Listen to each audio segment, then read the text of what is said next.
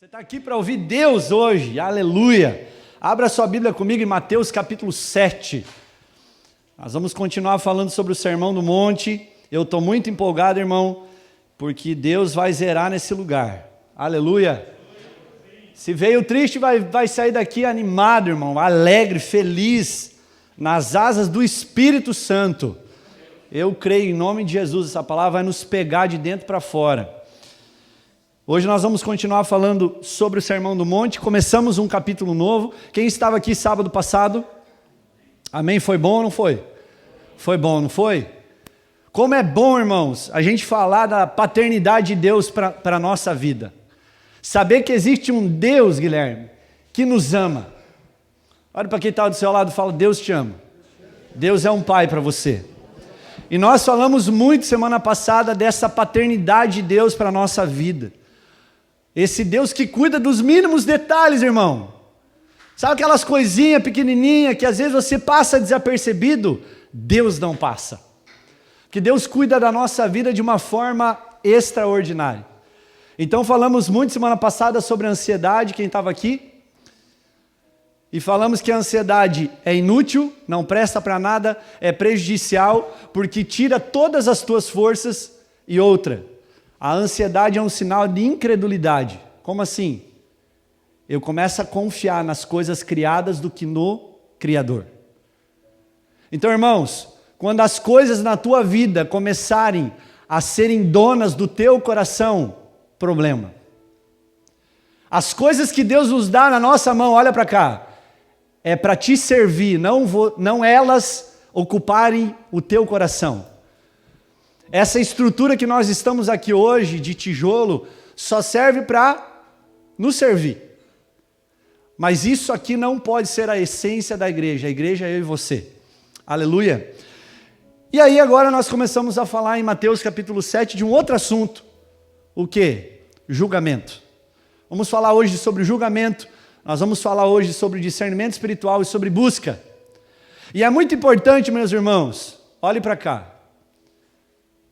Nós entendermos que, além de um dos maiores desejos que Deus tem na sua vida de te salvar e fazer com que você conheça a Deus e seja salvo, o outro maior desejo da parte de Deus é que você seja maduro na fé. E quando nós somos maduros, nós somos equilibrados. Vamos pensar aqui que na minha mão esquerda tem uma fruta, tem uma laranja. Essa laranja, ela só vai estar madura quando ela estiver no meio. Ela não estiver muito verde, porque verde ninguém come, e ela não estiver muito passada do ponto, porque senão vai apodrecer. Então vai gerar um desequilíbrio, ou seja, uma imaturidade. Então quando nós entendemos que Deus é só Pai na nossa vida, e nós não entendemos, e nós vamos falar hoje que Deus é um Deus justo e é o justo juiz, nós temos um problema aí. Começamos a viver só um lado, ou seja, só uma faceta desse Deus. Deus é Pai, sim ou não? Sim. Ele te ama? Sim. Mas Deus é o justo juiz, que vai julgar a terra, segundo a sua palavra. E nós que estamos nele, seremos salvos e viveremos eternamente com ele. Irmão, para nós o bicho não vai pegar, agora para quem não está, vai pegar. Então hoje nós vamos falar um pouco sobre isso. E eu quero ler com vocês o versículo 1, que já está aí no Data Show. O pessoal do Data Show está voando baixo, né, Davizão? Vamos embora. Diz assim, Mateus capítulo 7, versículo 1. Não julguem, para que vocês não sejam julgados. Vamos repetir? Não julguem, para que vocês não sejam julgados. Pois da mesma forma que vocês... Continue, que eu me perdi aqui. volta. Até o Data Show se perdeu agora. Pois da mesma forma que julgarem. Vamos lá, vocês serão julgados. E a medida que usarem, também será usada para medir vocês. Será por que Jesus, falando com a multidão, ele chama a atenção sobre o julgamento? Será que ele estava falando para os discípulos, quem estava com ele, fazer vista grossa para o pecado, para o problema, para os erros, para a maldade? Será que era isso, irmãos? Será que Jesus estava falando que agora os patrões, quem é patrão aqui? Quem que é dono de empresa? Quem que tem funcionário aqui? Ninguém, meu Deus do céu. Um lá perdido lá na porta, 2. Será que Jesus está falando isso para os patrões agora pensarem 2 vezes antes de criticarem algum funcionário? Será que Jesus está falando, olhe, jurados, vocês que juram, vocês têm que parar de julgar agora, viu? Será que é isso que Jesus está falando? Afinal, ninguém é perfeito, né? E como dizia minha mãe, quando não tinha entendimento, ela falava, não abra a tua boca para julgar, porque você não pode julgar, só Deus pode julgar. Sua mãe nunca falou isso para você? Eu ouvi várias vezes isso. Mas hoje a gente quer falar um pouquinho aqui do perigo da imaturidade, do perigo da falta de entendimento sobre essa passagem. E será que Jesus de fato está falando isso? Então, irmãos, essa passagem bíblica é muito mal aplicada e muito mal interpretada. E hoje eu quero aqui desconstruir algo da sua cabeça que você pode ter aprendido errado, mas hoje você vai aprender certo em nome de Jesus. E isso não é papo de pastor, é papo da palavra, Jesus está falando e acabou. Amém? Então, irmãos, todos nós como cristãos temos o direito de julgar coisas na nossa vida. Como assim?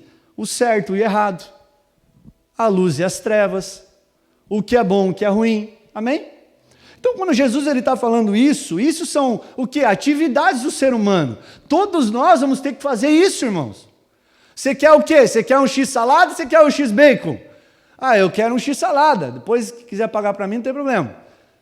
Mas você vai ter que julgar o que é melhor para você, o que é bom para você. Então, de uma certa forma, tudo isso é uma espécie de julgamento, Marcos. E é importante a gente entender o que Jesus não está falando aqui. Então, Jesus, certamente não está ordenando que nós, discípulos dele, não tenhamos opinião. Que seja um Zé Mané, que não tem opinião para nada, que não pode opinar nada, que tem que sempre ficar quieto. Será que é isso que Jesus está falando? Não, irmãos, não é isso. Cristãos têm que ter a sua opinião formada, não por ela mesmo, mas sim pela palavra de Deus. Aleluia! Então assim, Jesus não está aqui proibindo a censura do julgamento, opiniões, condenações. Como nós vamos ficar calados, por exemplo, diante de um Al-Qaeda da vida, que envia 2 aviões, foi um, né? Na torre lá? 2? Foi 2, meu Deus. Como nós vamos ficar calados diante desse terrorista? Como nós vamos ficar calados diante do imperador Nero, por exemplo, que colocava os cristãos dentro de um bezerro fundido, com azeite quente para derreter eles lá dentro e matar? Como nós vamos ficar quietos diante de um Hitler nazista, irmão? Como que nós vamos ficar quietos diante de tanta injustiça no mundo? Tem injustiça ou não tem? Tem fraude no governo ou não tem? Tem, irmãos. Então nós vamos ficar quietos? Não. Nós temos que ter uma opinião formada diante disso. Como nós vamos ficar quietos, calados diante do adultério? Diante da exploração sexual infantil, que no mês de maio a gente comemorou a campanha laranja, foi, né?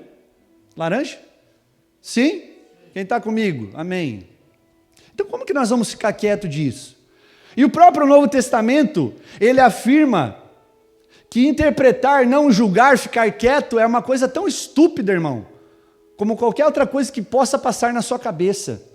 Alguns versículos depois a gente vai ler, no versículo 6, ele fala assim: cuidado com para quem que você dá as pérolas. A gente vai falar sobre isso, porque muitos estão dando pérolas, ou seja, as boas novas, para cães e porcos. Ou seja, irmão, para eu chegar e falar que aquela pessoa é um cão ou um porco, é porque eu estou julgando ela, diante do discernimento espiritual que eu tenho. A gente vai falar sobre isso. Os versículos seguintes, ainda em Mateus capítulo 7, ele faz assim, Jesus falando: cuidado com os falsos profetas, porque eles vêm a vocês vestidos de pele de ovelha, mas dentro da vida deles, eles são lobos devoradores. Então, irmãos, aqui Jesus está desconstruindo qualquer tipo de pensamento da sua cabeça que você não pode julgar as pessoas. Tá, mas e aí, pastor? O que de fato Jesus está falando com Mateus capítulo 7, versículo 1? Vamos lá. Então, primeira coisa que faz parte dessa grande confusão é nós entendermos o significado da palavra julgar no grego, que significa, repita comigo, discernir, julgar judicialmente, ser crítico, acusador, condenar. Então o contexto aqui indica, sabe o quê? Não seja julgador, não seja condenador. Pô, agora ficou difícil. Não, é muito fácil você entender. Não seja e não tenha um espírito crítico, que abre a sua boca só para criticar os outros, só para julgar os outros de forma áspera, sendo que muitas vezes passa por cima dos seus próprios erros e pecados. Deixa eu clarear um pouco para vocês aqui. E Jesus aqui está proibindo julgamentos aqui hipócritas. A gente já falou sobre a hipocrisia, quem está lembrado? Amém? O que é hipócrita? Quando a pessoa finge ser aquilo que ela não é. Isso é uma pessoa hipócrita. Então julgamentos podem ser hipócritas, arrogantes. Geralmente esse tipo de julgamento que Jesus está aqui repreendendo é de pessoas que criticam só para matar a pessoa e não para ajudar. Sabe aquela pessoa que só aponta o dedo? E que nunca aponta o defeito dela para ajudar ela, mas para expor, humilhar, condenar ela? Se sentindo agora o juiz supremo sobre todas as coisas? O gás da coca, você conhece pessoas assim? Então é dessas pessoas que Jesus está falando aqui. Então, irmãos, a atitude de um cristão correto é, quando for julgar, estender a mão para ajudar. Aleluia! Se eu aqui estou, de uma certa forma, como líder, ignorando algum pecado, alguma coisa que eu vejo de errado, eu estou sendo conivente com aquilo. Mas quando agora eu trago isso para a luz, como forma de julgamento, não é para criticar, expor e humilhar essa pessoa, muito pelo contrário. É para fazer com que essa pessoa saia do lugar de escuridão e venha para a luz, porque na luz ela vai ser curada, na luz ela vai ser tratada, na luz ela vai se libertar e conhecereis a verdade vos libertará. Aleluia! Então, irmãos, Gálatas 6:1 diz assim, irmãos, se alguém for surpreendido em algum pecado, vocês que são espirituais, ou seja, ele está falando aqui para quem tem discernimento espiritual, deverão restaurá-lo com mansidão. Cuide-se, porém, cada um para que também não seja tentado. E agora nós vamos repetir o versículo 2 para clarear a sua cabeça. Pois da mesma forma que você julgar, você será julgado. E a medida que você usar também será usado para medir você. Então o que Jesus está falando? Não seja julgador, condenador, porque um dia isso vai voltar para você. Eu quero aqui dar um exemplo para vocês, que está contido no verso 3, pula para mim, Davi, lá, a gente vai continuar no contexto, diz assim, porque você repara no cisco que está no olho do seu irmão, e não se dá conta da viga que está no seu próprio olho. Verso 4, como você pode dizer ao seu irmão, deixe-me tirar o cisco do seu olho, quando há uma viga no seu? Hipócrita! Tire primeiro a viga do seu olho, e então você verá claramente para tirar o cisco do olho do seu irmão.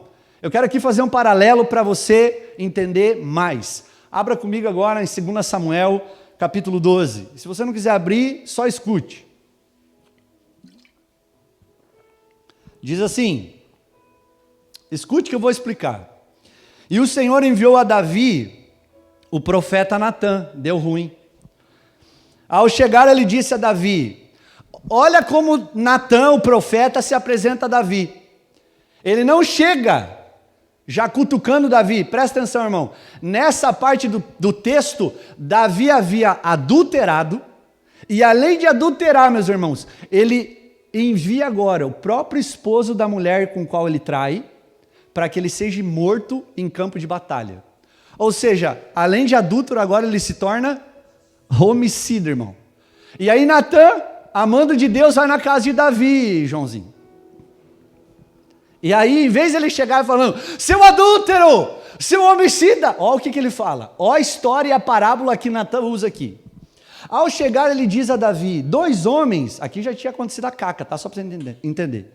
2 homens viviam numa cidade. Um era rico, o outro pobre. O rico possuía muitas ovelhas e bois, mas o pobre nada tinha senão uma ovelhinha, um cordeirinho que havia comprado. Ele a criou, cresceu com ele, com os seus filhos, comia junto com ele, bebia do seu copo e até dormia em seus braços. Era como uma filha para ele. Certo dia, um viajante chegou à casa do rico, e esse não quis pegar uma das suas próprias ovelhas ou dos seus bois para preparar-lhe uma refeição. Em vez disso, preparou para o visitante a ovelhinha que pertencia ao pobre, era a única. Irmão, você já deve estar indignado como eu. Então Davi encheu-se de ira contra o homem rico e disse a Natã: juro pelo nome do Senhor que esse homem fez, o que esse homem fez merece a morte. Deverá pagar 4 vezes o preço da cordeira, porquanto agiu sem misericórdia. Então Natã disse a Davi: esse homem é você. Pergunta para quem está do seu lado: é você esse tipo de gente? Irmão, Davi rouba a esposa do outro, fica com ela, tem um filho, Salomão. Aí, além disso, ele manda agora o maridão dela para a frente da batalha para ser morto. Tudo esquematizado, irmão. E agora, vem Natã e fala essa historinha para ele. Então, irmãos, é exatamente isso que Jesus está falando para nós.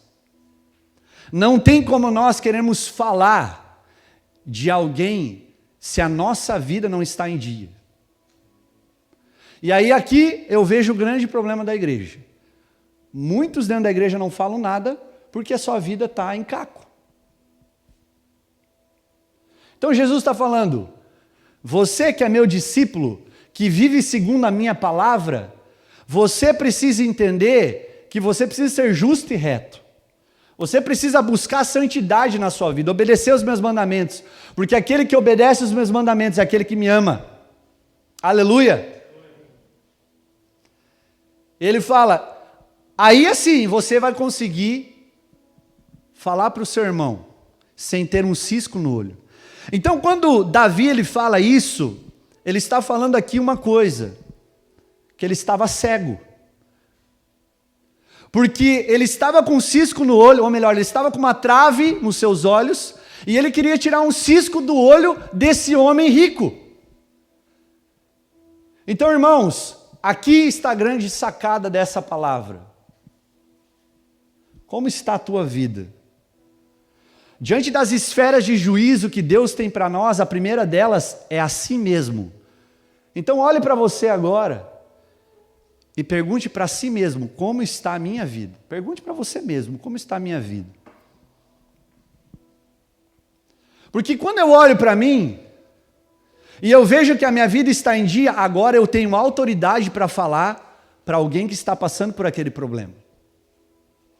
Então, irmãos, eu só posso ter autoridade, por exemplo, em falar de sexo fora, do casamento, que não deve fazer, lógico. Se eu, quando eu estava com a minha esposa, não fiz. Então você está me entendendo? Aleluia, você está me entendendo? Então é esse tipo de julgamento que Jesus está falando aqui. A mesma maneira que você julgar alguém, Deus te julgará. Por isso é importante cuidar o modo de julgar o próximo e antes olhar para a sua própria vida e como ela está. Então Jesus está falando isso. Esse é o grande perigo de você julgar sem estar com a sua vida em dia. Amém? Aleluia! Alguns irmãos têm esse senso, de ser julgador, mas a sua vida não condiz com aquilo. Vamos passar adiante? Versículo 6. Aqui ele entra em um outro perigo, o perigo de nós não sabermos discernir. E ele fala assim: não dei o que é sagrado aos cães, nem atire suas pérolas aos porcos. Caso contrário, estes as pisarão, e aqueles voltando-se contra vocês, os despedaçarão.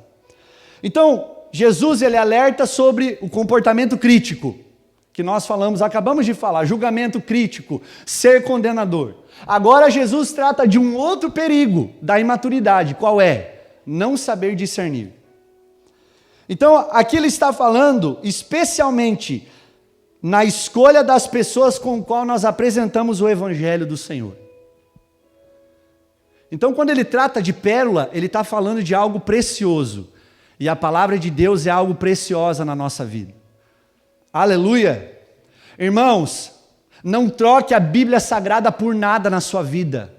Não troque por WhatsApp, não troque por Facebook, não troque pelo seu trabalho. Porque tem muitas pessoas morrendo assim. Trocando frases de efeito pela palavra de Deus. Eu continuo com a palavra de Deus. E as frases de efeito eu jogo fora. Porque o que transforma é a palavra viva. E a única palavra viva ainda é a palavra de Deus, que muda de dentro para fora, irmão.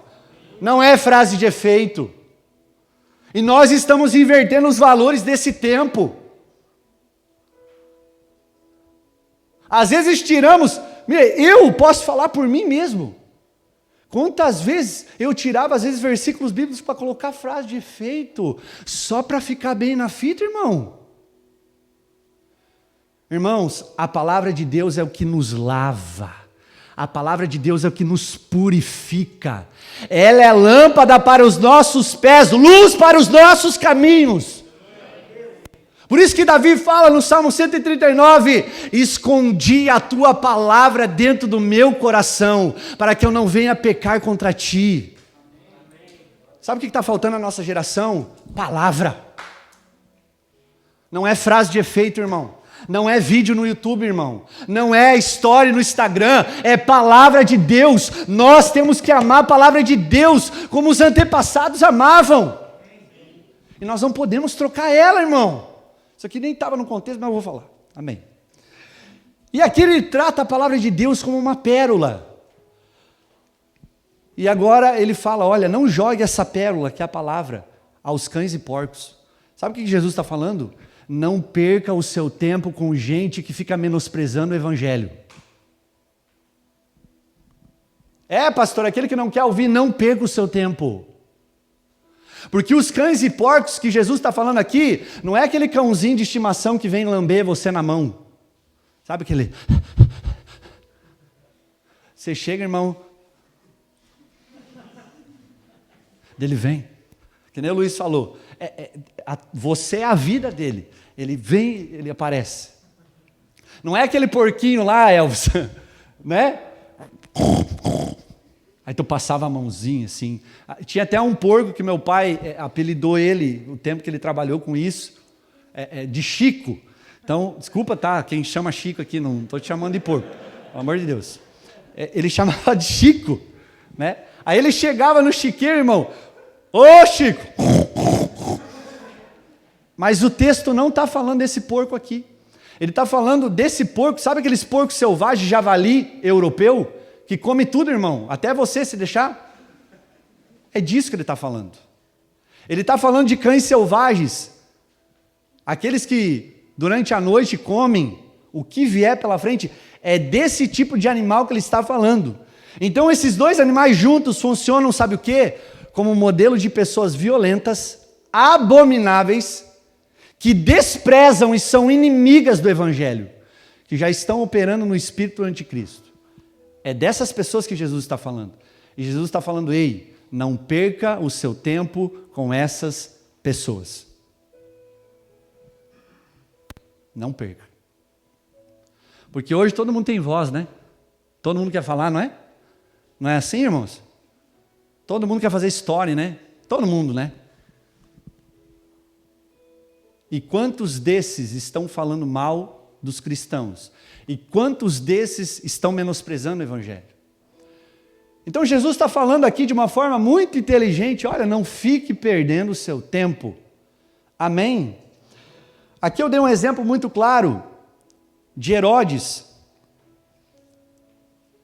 Herodes Antipas. Quem foi esse cara? Foi o cara que mandou cortar o pescoço e decapitar João Batista numa bandeja.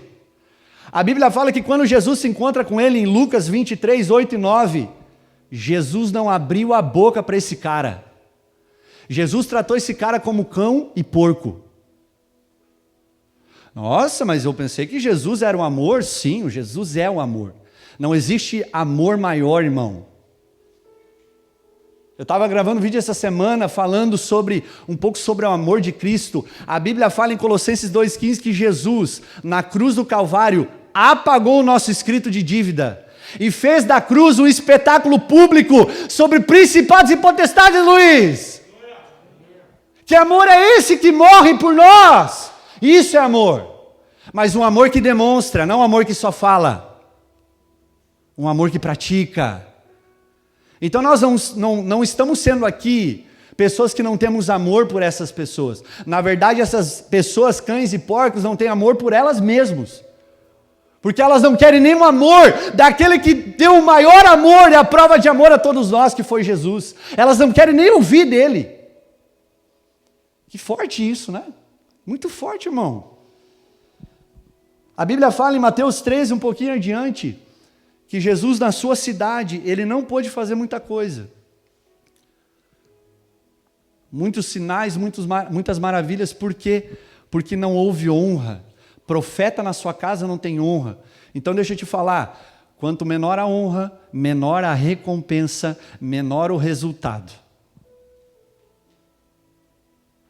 Quanto você honra o seu irmão que está do seu lado? A gente pode trazer para cá também. Quanto você honra o seu pastor, quanto você honra a sua liderança, quanto você honra a sua mãe, seu pai. Quanto maior a honra, Marcos, maior a recompensa. Então Jesus está falando, não perca tempo com essas pessoas que não te honram. Essas pessoas que não valorizam o que você está falando. Não perca o seu tempo. Não haverá recompensa ali. Ou nenhuma recompensa ali. Não perca o seu tempo. Vamos passar adiante. Verso 7. Então falamos sobre o espírito crítico. De Mateus 7, do 1 ao 5. Falamos agora sobre o discernimento espiritual no verso 6. Agora nós vamos tratar um outro assunto que Jesus fala. Sobre o perigo de uma busca que não é persistente. Versículo 7, vamos lá. Diz assim, peçam e lhes será dado. Busquem e encontrarão. Batam e a porta será aberta, pois todo aquele que pede recebe, o que busca encontra. E aquele que bate, a porta será aberta. Qual de vocês, se seu filho pedir pão, lhe dará uma pedra? Ou se te pedir peixe, lhe dará uma cobra? Se vocês, apesar de serem maus, e Jesus está usando aqui mal, sabe o quê? Nós éramos maus porque nós tínhamos uma natureza caída, mas agora nós temos a natureza de Jesus. E ele fala, olha, vocês, apesar de serem maus, sabem dar boas coisas aos seus filhos, quanto mais o Pai de vocês que está nos céus dará coisas boas ao que... Quem aqui nasceu de novo? Irmão, eu tenho orado muito nesses dias. Eu tenho sofrido uma crise muito interna, minha, pessoal. E eu confesso para vocês, eu preciso da ajuda de vocês. Que o meu primeiro amor nesses dias tem se esfriado. E eu não sei você, mas o primeiro amor é quando a gente conhece Jesus pela primeira vez, Elvis. Que o nosso coração bate mais forte. O nosso pico de conversão e transformação vai lá em cima no teto. Mas ao passar dos dias, Brunão, o fogo vai se apagando. E se nós não colocarmos lenha nessa fogueira, vai morrer. Esse primeiro amor vai se esvaziar e, consequentemente, as primeiras obras também vão ir. E Jesus, ele compara pessoas assim, na parábola do semeador, em Mateus capítulo 13, no versículo 20, assim, o que foi semeado, aqui ele está falando a semente, a palavra de Deus, em terreno pedregoso, é o homem que ouve a palavra, e a recebe imediatamente com alegria. Todavia, visto que não tem raiz em si, ele permanece pouco tempo, quando vem a tribulação ou a perseguição, por causa da palavra, ele logo abandona. Sabe aquele entusiasmo que você tinha no começo? Aquela alegria, irmão? Que você queria ganhar todo mundo para Jesus, sabe? Sabe desse primeiro amor? Que você não via a hora de estar a sós com Deus no seu quarto, conversando com Ele. Sabe esse amor? Você consegue entender, sim ou não? Você está comigo? pelo fato de estar muito superficial a semente e não ter raiz, logo vem o sol. E esse sol abrasador acaba matando esse broto. A dificuldade, a tribulação acaba matando isso. Então, o que acontece com essa pessoa de errado? E que pode ser muitos de vocês aqui. Que não há persistência. Irmãos, eu nunca vi uma geração que não consegue resistir ao sofrimento.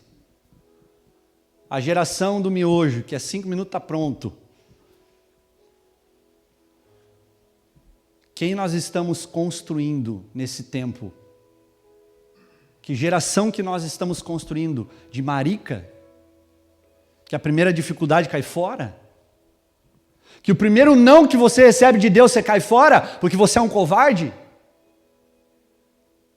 Jesus está falando de pessoas que não persistem. Pessoas imaturas são pessoas que não persistem. São verdadeiras crianças na fé. São pessoas que não conseguem ouvir os nãos na vida, que não conseguem resistir aos problemas, às dificuldades e cascam fora. E culpam as pessoas, culpam Jesus, culpam Deus, menos ela. Então há um perigo aqui, qual é? O perigo de você não ter uma persistência perseverante, confiante. Quando Jesus ele fala de 3 coisas aqui, 3 ordens, repita comigo: pedir, buscar e bater.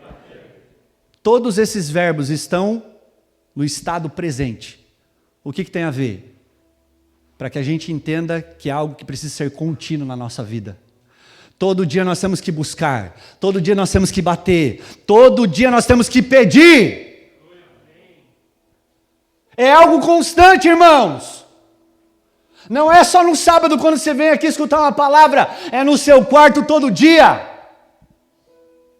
Então Jesus está falando disso, para pedir as virtudes que Jesus acabou de expor, para buscar a Deus, como o João falou aqui no início do culto, para bater a porta da sala do trono. E sabe o que é mais lindo aqui? Quando Jesus está falando disso, ele está falando, sabe como? De um relacionamento de pai para filho. Porque só um filho que conhece o seu pai pode chegar confiadamente ao trono da graça e pedir para ele insistentemente aquilo que ele está precisando, meus irmãos. Você é filho. Você é filha, acorda. Você é para essa palavra para você. Você é filha do reino, sim ou não? Peça, busque, bata. Pastor, até hoje eu não recebi nada. Continua. Continua, irmão, até o final da tua vida, continua, porque tem certas coisas na nossa vida que nós vamos só receber no final dela. E se você desistiu no meio do caminho?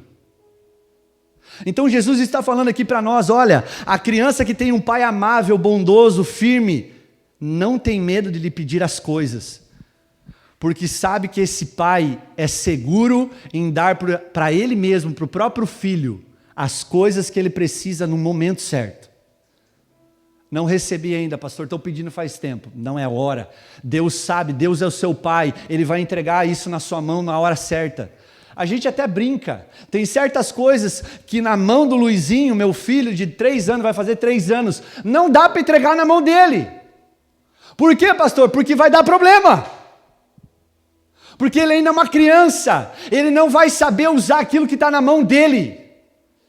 Então é isso que Jesus está falando para nós, como filhos do reino. Esse é o ponto principal desses versículos, do 7 até o 11, que nós somos esses filhos do reino, e nós temos de nos aproximar de Deus com persistência e confiança em sua bondade, em sua misericórdia, em sua benignidade, porque nós vamos saber e nós vamos entender que no momento certo Ele vai nos dar a provisão que é necessário. Aleluia! Aleluia, irmão! Então, aprenda que nem tudo na sua vida vai ser sim. Nem tudo. Tem coisas que você quis fazer, Deus nem pediu. Tem coisas que você começou, nem Deus pediu para você começar. E aí o mais extraordinário de tudo isso é quando Jesus ele conclui. Então Jesus primeiro ele trata do julgamento, do verso 5, do 1 ao 5. Jesus ele fala sobre o discernimento espiritual correto, com maturidade, no versículo 6. E agora toda a pregação é temperada por sua advertência contra a confiança que não existe nesse Pai maravilhoso, do verso 7 ao 11. E tudo isso, irmão, para ele preparar o verso 12. Eu quero que você frise o verso 12 na sua Bíblia, seja ela digital, de papel, sei lá o que for, na sua mente.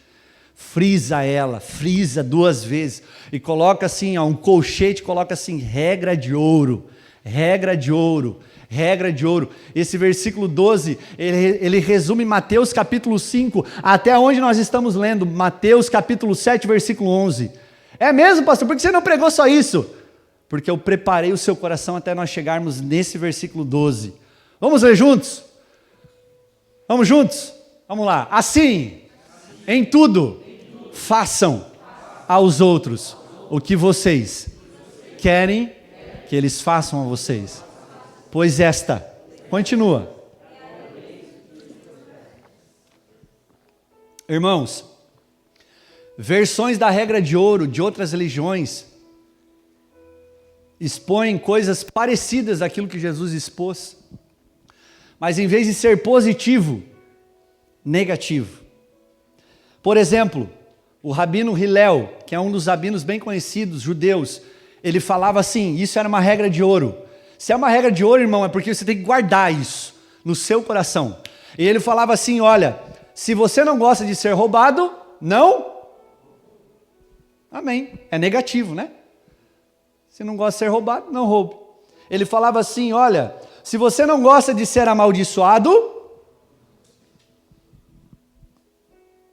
se você não gosta de ser traído, não trai os outros.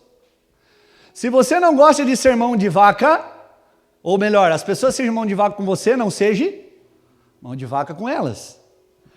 Mas Jesus agora vem com todo o seu amor e graça, inaugurando agora uma nova aliança, Jesus. Jesus não, Luiz.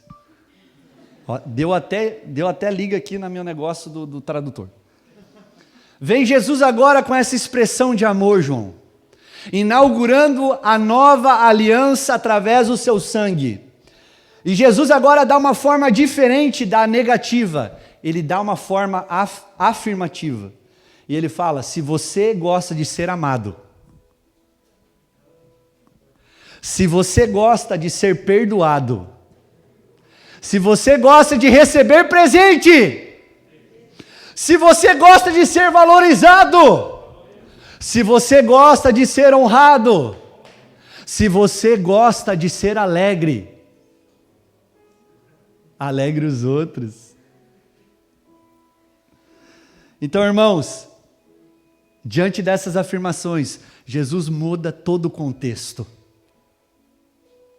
Como fica mais leve quando nós fizemos as coisas no positivo, não no negativo, positivo. Positivo, cruz. Uau! Que revelação, irmão. Foi agora. Não estava nem escrito, depois você pega o meu esboço. Obrigado, Jesus, você é lindão. Só na cruz que nós vamos entender viver uma forma positiva na nossa vida. Tira o não, irmão. Coloque o sim. O sim que Cristo quer que você hoje tenha, de maturidade, de entendimento para saber julgar e discernir as coisas espirituais, de continuar batendo, buscando e pedindo, porque Deus ama isso. Deus ama filho chato. Deus não ama filhos que nunca o procuram. Deus ama filhos que procuram Ele, que ficam batendo. Pai, quando você vai mudar isso aqui? Ai, Pai, quando você vai mudar minha família? Quando você vai mudar minha esposa? Quando que você vai mudar essa igreja? Quando que você vai mudar esses jovens? E Jesus fala, só um pouquinho, meu filho. É um pouquinho. Irmãos, e eu me emociono não para fazer algo sentimental no seu coração, Mas para você entender que Deus ama filhos que entendem quem são nele. Aleluia, quero que você fique de pé nesse momento. Eu quero orar por algumas coisas hoje aqui.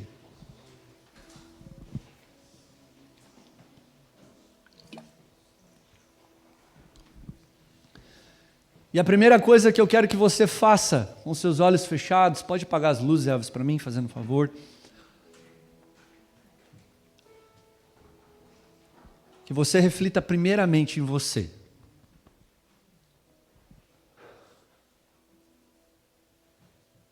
Jesus, nós estamos aqui hoje. Você pode começar a orar, apresentando seu estado ao Senhor. Jesus, nós estamos aqui para dizer que nós precisamos de você.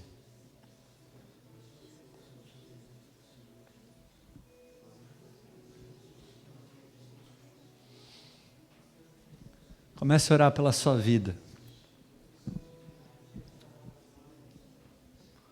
Comece a orar pela sua vida.